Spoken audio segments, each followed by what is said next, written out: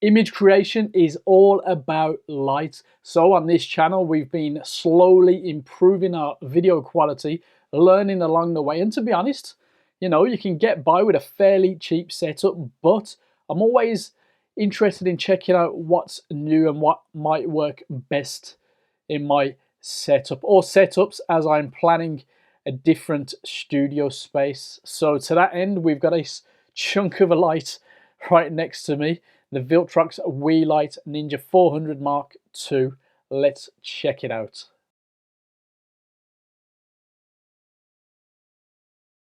We've got a nice little push-pull here to allow for the Bowens mount fit. Nice fat adjustment and dial here.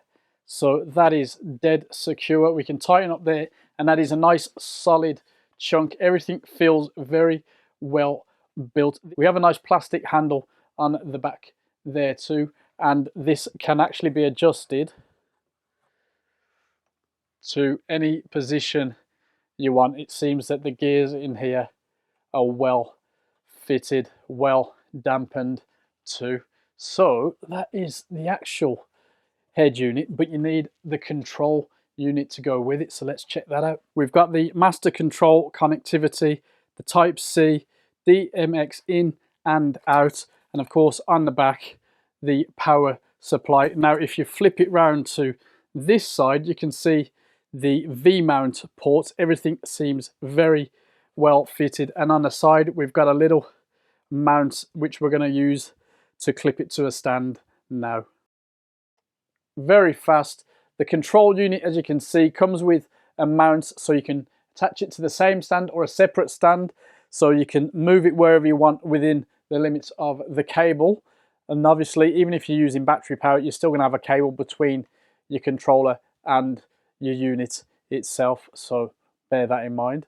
So we've got the scene, quiet, mode and set, and this little dial here has clicks, which is very handy. We're just going to leave that at 10%, and then you can press it to move through the color temperature too. We also have scene modes. This is a nice solid chunk metal as well, well built. Sorry about this crazy flashing. Let's see if we can just adjust that. So if I press in here, you can see the FX number is changing as I turn, and we've got 13 in there. So I'm not going to run through those particularly because it's not really something that interests me so much. So let's get out of that. Now we're back to the normal mode, let's just call it. Now at the top you can see that I'm connected to my remote control that comes with it, and now if I just use this, you'll see it's nice and responsive, very fast indeed. So you can change the groups and the channels, and that's displayed up here. Battery is also displayed up here, by the way, but as we're connected to the mains, that's just going to display as full. Now I've flicked over to the color temperature. Now we're on the move. Now you can see we've got 6800 Kelvin right down to a nice warm 2800. We've got a constant power of 150 watts. Don't forget that quiet mode there, which I don't think I can test too well. Let's pull this all the way up. Can't hear it anyway. You see the power has dropped and won't go further. Interesting. We'll see how we get on with that. Let's turn that off.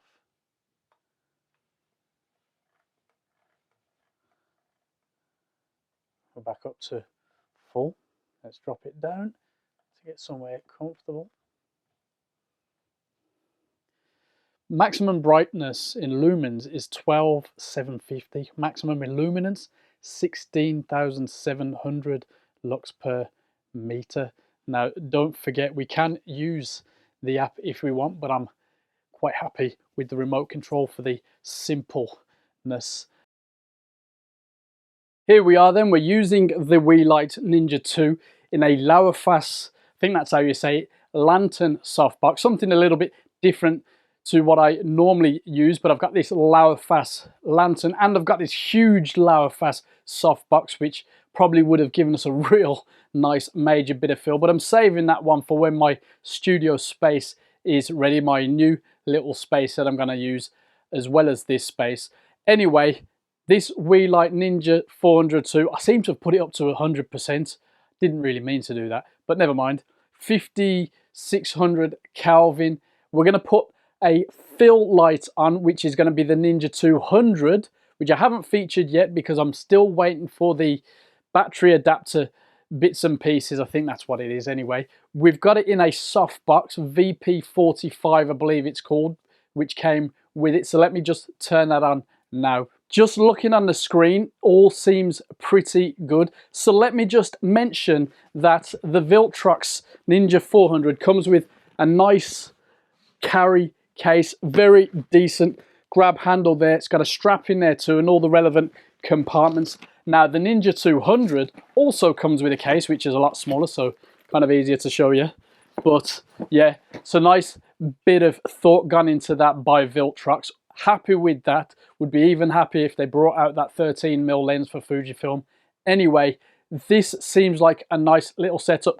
Back to the Ninja 402 itself though, there's a few little bits and pieces that make it more practicable, more usable. Don't even know if practicable is a proper word, but the attachment for the master control, a few little bits like the switches, the switch on the softbox mount for example, and a few other bits and pieces make life in the field a lot easier. For me, it's one that's going to stay in a studio situation, but you could easily take it out and about, use the V-mount and enjoy it. Although you're only going to get 55% while on battery power, which is very, very annoying and limiting, which is another reason why I'm just going to leave it in a studio setup where I can be plugged in and use the full range. Yeah, strange one that.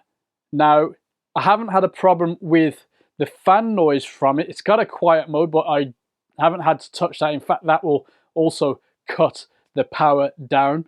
The Ninja 200, I do have to faff about with the fan on that. It's currently off, so it's all good. Actually listening now, I think I can hear a little bit now from the 400 too, but can you hear it? Let us know. I am recording with a Rode Wireless Go and I'll level it out, so I think you won't hear that once, you know, this is all edited. I think we should be fine.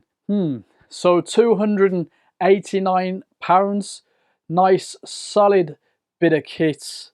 Yeah, this is going to stay in my studio setup.